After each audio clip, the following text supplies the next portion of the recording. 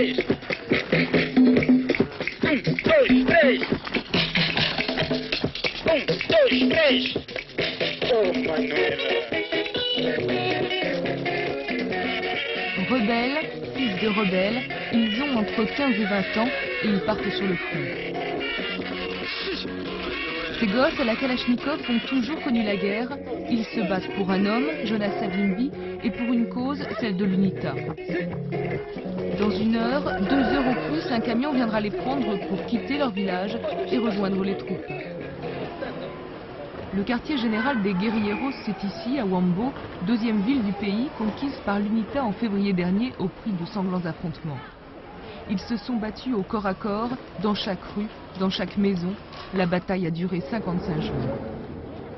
55 jours de folie meurtrière, au moins 12 000 tués et une ville défigurée.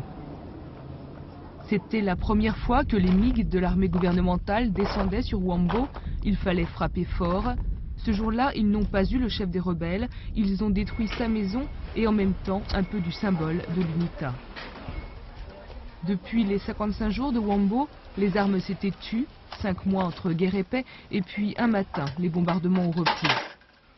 On était dans la maison là-bas quand les MiG sont arrivés et ont commencé à bombarder. Une bombe est tombée là, à côté, et la maison s'est effondrée sur nous. Qui était à l'intérieur? Dans la maison, il y avait toute la famille, les enfants, 5 personnes au total. Il y a eu 4 morts et plusieurs blessés. Je ne sais pas s'ils sont toujours en vie. Dans l'hôpital de Wambo, on survit parfois et on meurt souvent. Faute d'équipement chirurgical, de médicaments, de sang et d'eau stérilisée. En une semaine, 560 blessés ont été admis à l'hôpital, 200 sont morts, tous des civils.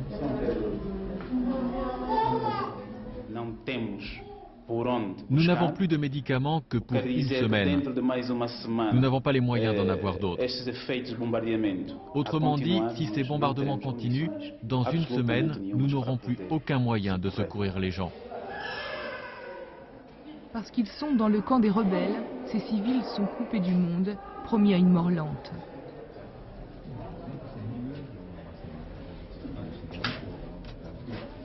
Le gouvernement de Luanda n'autorise plus le passage de l'aide internationale vers Wambo. Si Wambo manque cruellement de médicaments, la population arrive encore à se nourrir. L'agriculture fonctionne toujours, mais les prix grimpent et le troc fait son apparition. Jour de marché à Wambo, jour d'inquiétude aussi.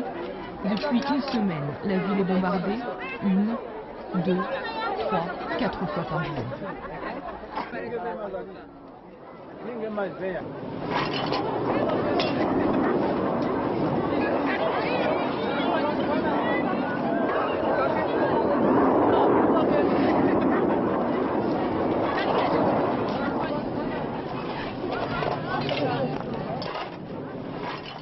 Officiellement, les forces gouvernementales visent des cibles stratégiques.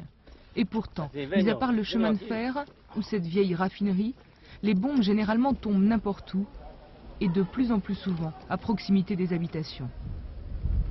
Des bombes à fragmentation de 1000 kilos. On était en train de travailler et soudain j'ai entendu le bruit des avions. Et j'ai vu que la bombe était tombée là-bas, tout près.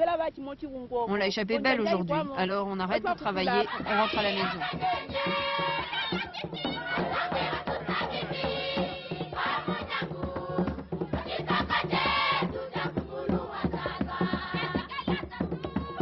Malgré les bombes, le moral de l'UNITA est d'acier.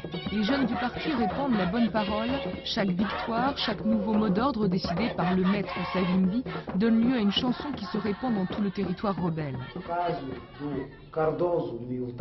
Manifestations populaires, propagande, le tout dans un véritable culte de la personnalité qui n'est pas sans rappeler la Chine de Mao.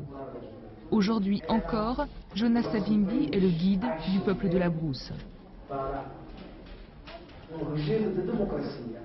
Nous étions unis pendant 5 siècles sous pression et domination des Portugais. Depuis que les Portugais sont partis en 1975, c'est seulement les guerres. Maintenant, il faut regarder plus profondément ce qui divise les Angolais.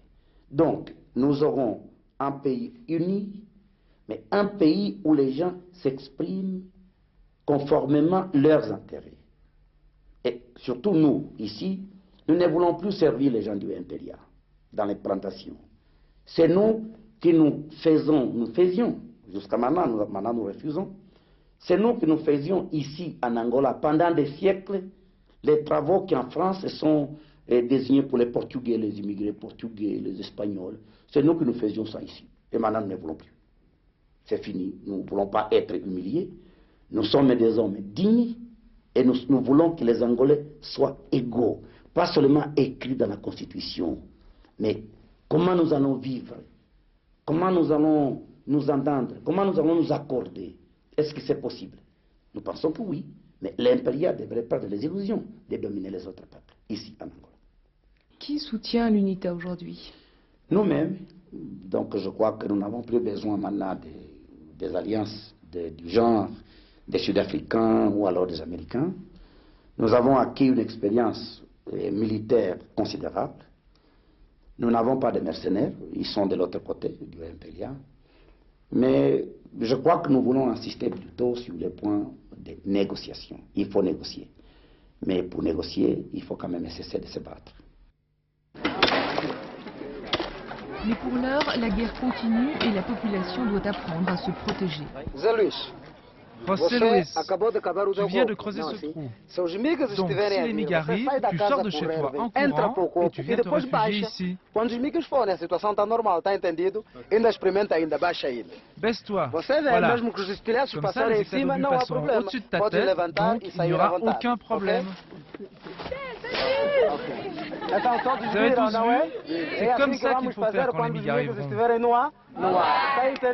Exercice de défense passive dans une ville qui vit au rythme de la guerre.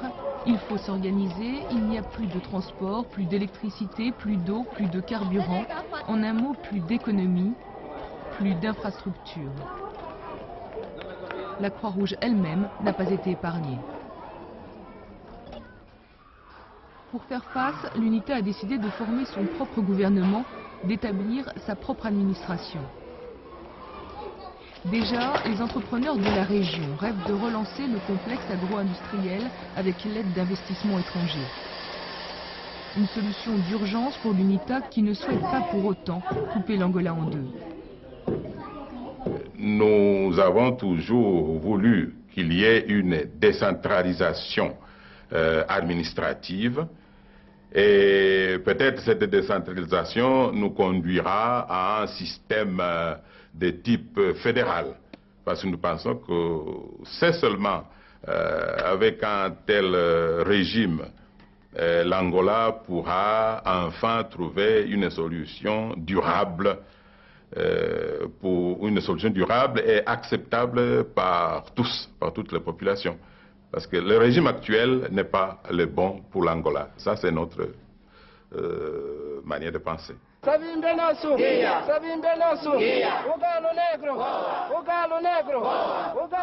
un an, depuis la reprise de la guerre civile, plus de 500 000 sympathisants de l'UNITA ont dû quitter les zones gouvernementales pour se réfugier en territoire rebelle. À Wambo, ils sont plus de 10 000 à s'être réfugiés dans de vieux immeubles du centre-ville. Parmi eux, Manuel a quitté la capitale en novembre dernier avec sa femme et ses 2 enfants. Appartenir à l'UNITA était devenu un crime à Luanda. Le plus dur, c'est que nous n'avons aucun médicament, aucun vêtement. Et puis il y a la guerre. On a été chassé de Luanda par le conseil tribal. Et ici, dans les provinces du Sud, il y a toujours des bombardements. J'ai l'impression que le gouvernement pense que les Angolais sont à Luanda et qu'ici, nous ne sommes plus des Angolais.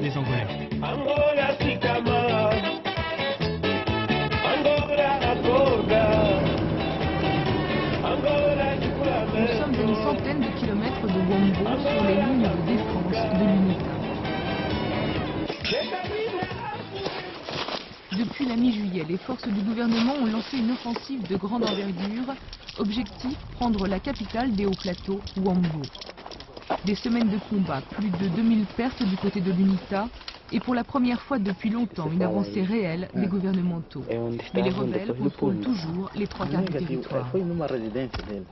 Les forces gouvernementales avancent en effet à l'ouest de Wambo, tandis qu'une autre colonne militaire progresse au nord de la capitale des Hauts-Plateaux. Les villes de Koubal et de Wakokungo, qui étaient aux mains des rebelles, ont été reprises par le MPLA. L'UNITA, mal organisée pour défendre les villes, a repris le maquis pour verrouiller les deux principaux axes vers leur fief et entreprendre de reconquérir la ville. C'est la première avance qui sont faites de Katombela jusqu'ici. Parce qu'à ce moment-là, nos troupes ne sont pas bien organisées pour défendre la ville. C'est pour cela que quand ils sont en train de venir, j'ai donné les ordres pour retirer et après ça fait l'encerclement. Bogo!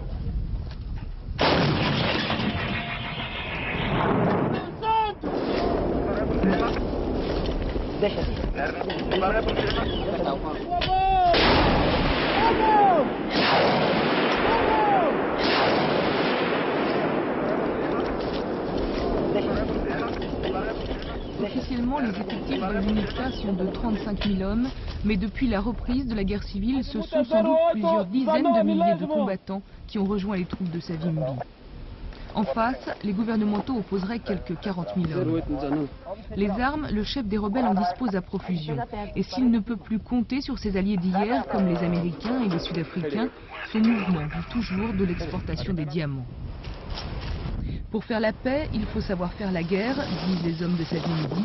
Le slogan officiel, l'UNITA ne capitule jamais.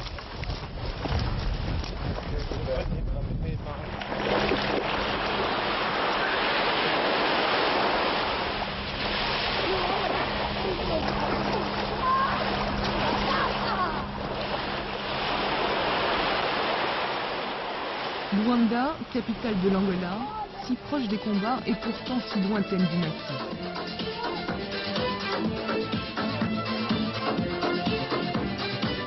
Un univers clos où les privilégiés ne savent presque rien de la guerre civile.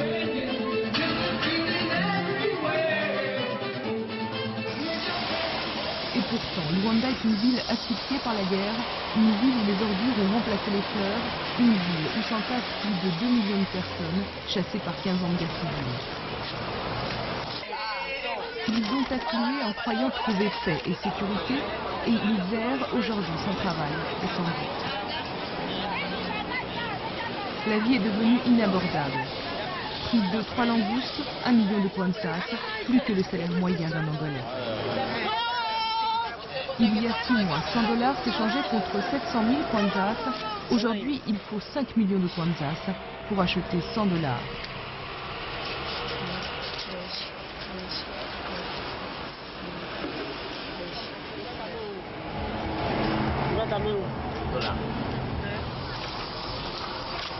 Luanda était faite pour 500 000 personnes, alors les déplacés ont dû s'agglutiner à la périphérie de la capitale.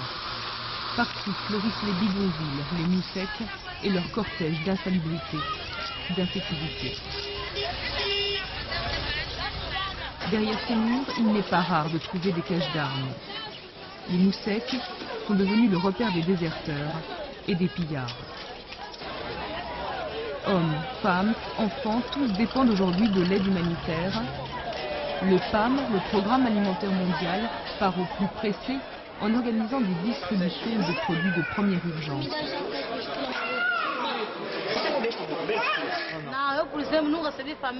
Je n'ai pas reçu assez de nourriture. Nous sommes 5 dans ma famille et je n'ai reçu qu'un sac de maïs, qu'un litre d'huile et seulement 5 kilos de haricots.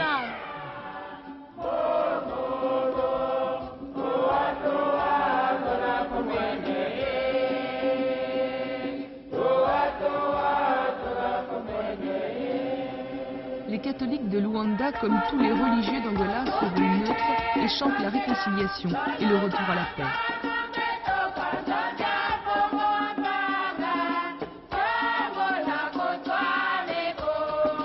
Les fidèles n'ont pas oublié les combats qui se sont déroulés dans la capitale. C'était en novembre dernier. 3 jours et un véritable massacre. Beaucoup se sont rassemblés pour prier, mais le jour où l'église a été touchée, le père avait déjà fait évacuer les lieux.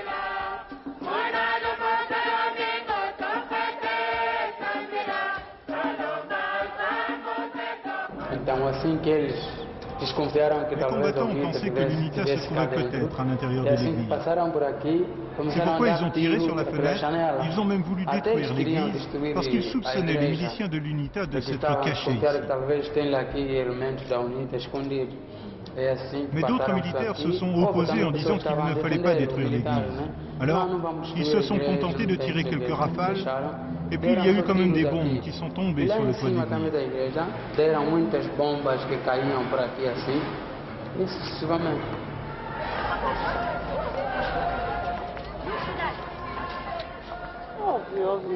Il y a eu beaucoup de bombardements, beaucoup de blessés, beaucoup de morts.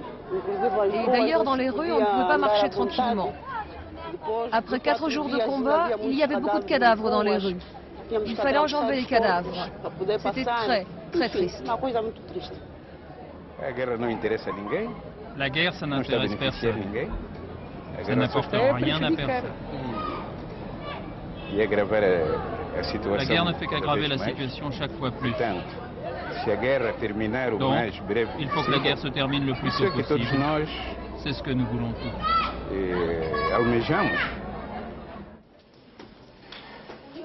Sœur Dominique a quitté la France il y a 35 ans. Aujourd'hui, elle vit dans ce Carmel désaffecté de Luanda. Le plus dur, je crois que c'est en ce moment. On n'a jamais vu une misère comme maintenant. Jamais. En 75, ça a été dur, mais maintenant, c'est encore plus dur. Parce que c'est tous les jours pire.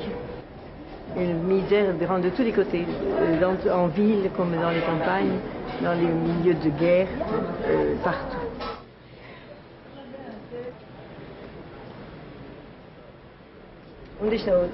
Ça, ce sont des jumeaux.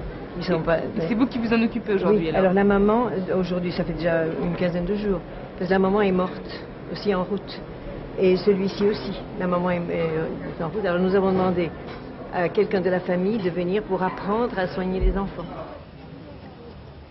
Pour la sœur Dominique, la situation de ces réfugiés est bien souvent désespérée. Mais elle va tout faire pour qu'ils puissent retourner dans leur village natal, pour qu'ils aient une vie digne.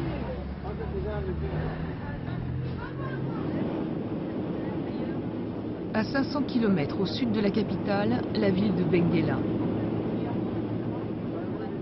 500 000 habitants il y a un an, plus d'1,5 million aujourd'hui.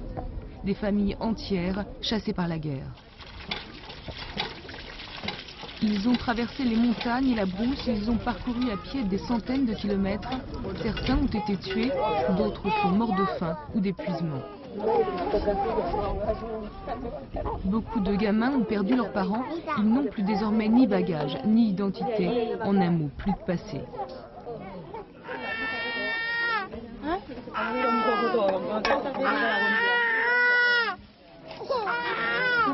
Selon les organisations humanitaires qui ont pris en charge ces déplacés, chaque jour, 1000 personnes meurent en Angola à cause de la famine.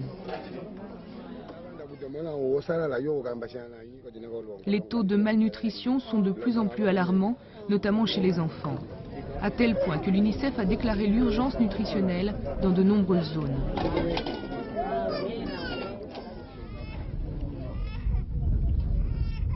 Un calvaire qui risque d'empirer avec la saison des pluies et la menace d'épidémies de paludisme, de maladies gastro-intestinales ou encore du choléra. Ici, nous avons 50% des enfants qui viennent, de ceux que nous connaissons, donc de ceux qui viennent dans un état déplorable. Et nous arrivons à couvrir à peu près 123 000 bénéficiaires à l'heure actuelle ici, dans cette zone, résidents.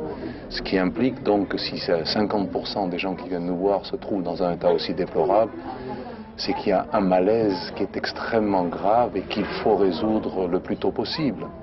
Donc les enfants sont les plus touchés?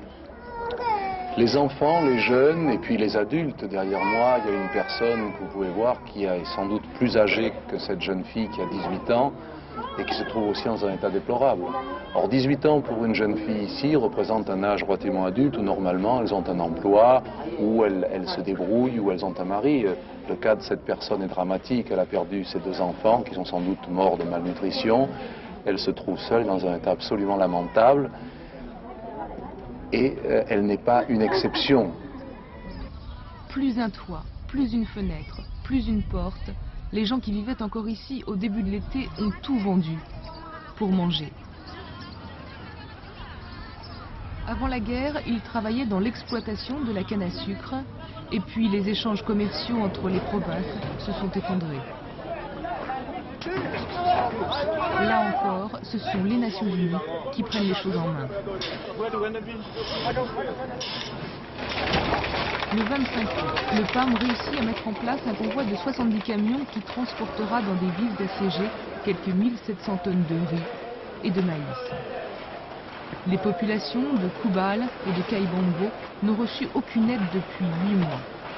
Ils sont sur la ligne de front. La situation est dramatique, est très difficile. Ce sont les conditions d'un pays en guerre, une guerre qui dure depuis longtemps. Et c'est pour cela que nous faisons des appels réguliers à la communauté internationale pour augmenter l'aide humanitaire. Nous faisons un effort interne d'organisation pour rationaliser donc l'utilisation de nos ressources, mais il nous faut une assistance de l'extérieur, une aide humanitaire massive pour les populations. On ne peut pas parler de paix ou de négociation sans condition, parce qu'il faut tout d'abord connaître la nature du conflit actuel, les causes profondes de ces conflits. Elles sont claires. M. Savimbi a rejeté les résultats des élections de septembre de 1992. Or, nous avons maintenant un gouvernement d'union nationale, un gouvernement démocratiquement élu par le peuple, et en rejetant les élections et menant une guerre contre les institutions démocratiques et le peuple angolais, M. Savimbi se porte comme un rebelle. On ne peut pas parler de discussion, de négociation sans condition. A importância do Alto Catumbela resume-se no facto de ser a última localidade ou a Chaque jour, fronteira la que divide télévision angolaise Benguela e fait o le Ambo. point sur les As avancées des Forças forces Armadas armées, angolanas un estão discours confiantes de de trazerem propagande desta vez a gouvernementale. paz e a tranquilidade às populações. Rien n'est dit sur les bombardements des civils à Wambo. Au Au contraire, on parle d'objectifs militaires. Rien n'est dit non plus sur les atrocités commises par les forces armées angolaises. Les civils ici ne parlent que des massacres perpétrés par l'UNITA. Et pourtant, loin des caméras, les témoignages affluent, des prisonniers exécutés sommairement, des civils jetés au fleuve, des femmes violées, des villages brûlés, des familles entières exterminées. Une haine, une violence dans les deux camps, à peine imaginable.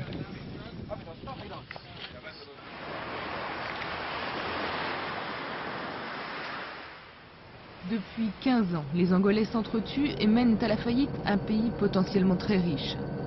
Si les rebelles de l'UNITA ont les diamants, les gouvernementaux, eux, tiennent le marché du pétrole.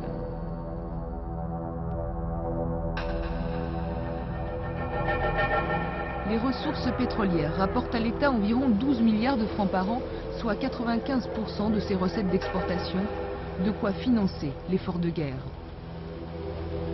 Confiée à une douzaine de compagnies, la production n'a cessé de se développer.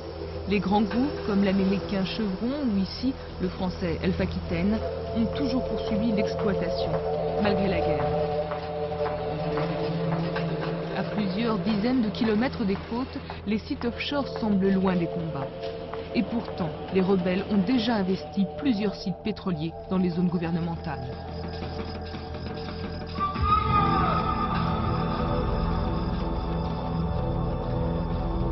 En Angola aussi, on se bat pour le pétrole.